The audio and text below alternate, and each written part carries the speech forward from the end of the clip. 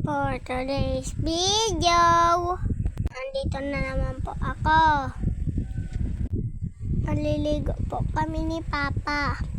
Alam nyo ba guys, yung pinakaraan masipag ako. Nag-promise yung Papa ko sa akin na pupunta po kami sa may talon. Kaya na po nga guys. Kikita nyo ba ang talon? Sakto, meron po rin naliligo. Ang sarap-sarap po dyan maligo. Sana guys, dyan po rin kayo. Kasi po, hapon walang pasok. Kailangan mag-enjoy. Walang pasok. Puro stress. Swimming po kayo rin guys. Mama ko po yung dyan. Dagandahan.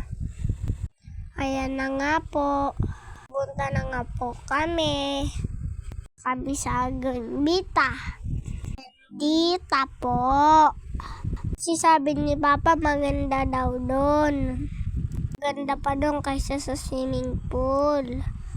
Gusto ko po sa swimming pool. Pero pumunta po kami doon sa may Bita. Guys, hindi ko beta ha. Basta yun na yun. Alam niyo na po yun. Papagod na ako na magsalita. Na po kami guys. Andito na po kami.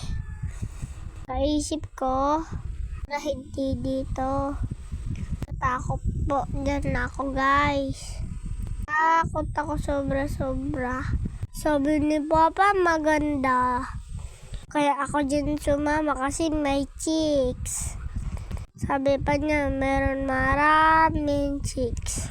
Wala naman. Meron yung chicks. Pero kalabaw man. Umiyak po ako guys. Kasi barga ko meron chicks. Na nga po si Papa. Sabi ko kay Papa, doon na lang tayo sa may swimming pool. May chicks doon. Sayang naman kagapuhan ko. Napilit ko nga si Papa. Yun na. Pogi-pogi ko. Kaya na nga, alis na nga po kami. Tana nga kami doon sa may mga chicks.